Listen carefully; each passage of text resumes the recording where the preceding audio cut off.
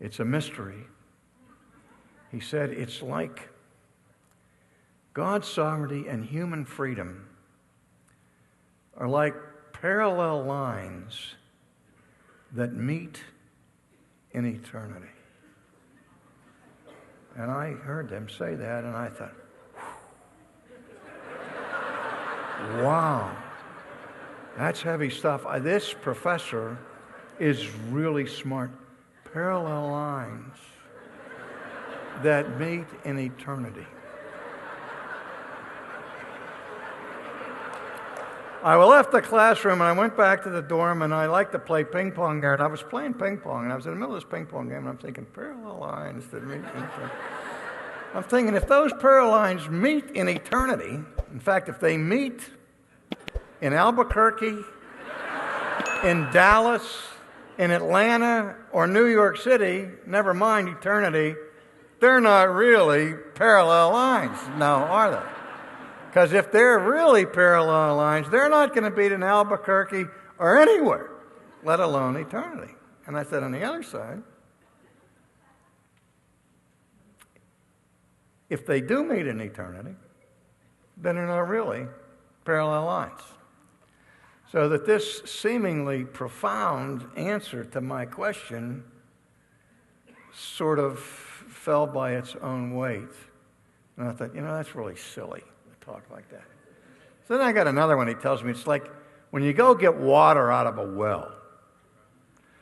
You have this bucket up at the top, and it's attached to a rope, and you let that bucket down to the bottom of the well. You can't see. It's too dark down there. And you drop it down in there, and you let the bucket collect some water, and then you pull it back up, and you have your water. And he says, do you realize that there are two ropes that go down there, but outside of your sight, they wrap around the, what do you call that thing? The pulley, thanks, Chris, at the bottom. And so their connection and their unity is beyond the scope of your vision. And that's kind of how it is with the sovereignty of God and human freedom. But what we're talking about here, folks, is not getting water out of a well. And I realized by the time I was just a Christian for about 3 months, what's the big deal with this question? This question is really not a tough question at all. It's a very simple question. And what amazes me is how so many people seem to stumble over it. There's really no problem. There's no contradiction. There's no mystery at all. You have God who's a being, and you have people who are beings. And when we talk about the difference between the two, we call the beings that we are human beings. And when we refer to God, we say the supreme being. And what's the relationship between human beings and supreme beings? Well, the main thing we have to understand there is which one is supreme. We don't call people supreme beings, we call them human beings.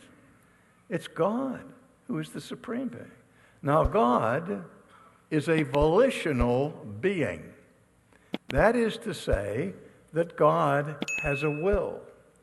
He has a divine faculty by which he makes decisions, by which he undergoes choices.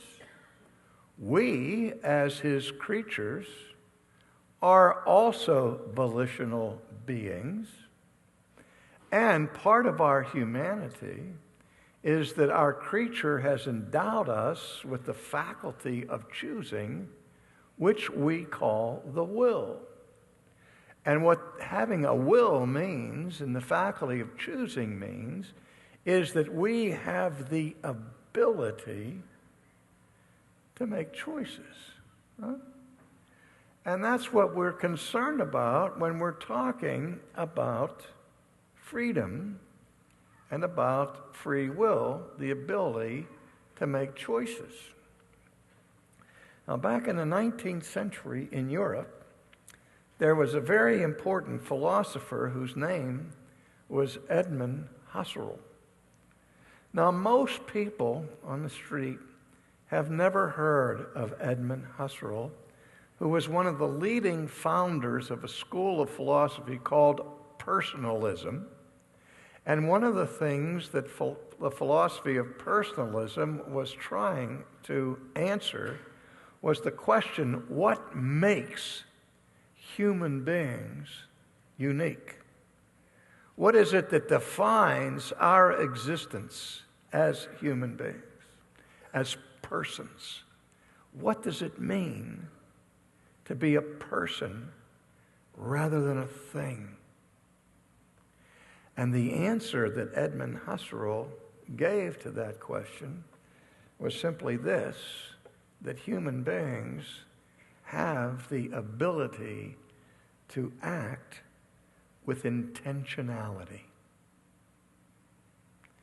That is, we can conceive of a purpose that we want to accomplish, and we can make choices and decisions in order or for the purpose of, for the intent of bringing that idea to pass. And so Husserl insisted that absolutely central to our humanness is the fact that we have the ability to make choices. Now, I said most of you probably have never heard of Edmund Husserl, but I suggest that most of you have heard at least of one of his two famous disciples.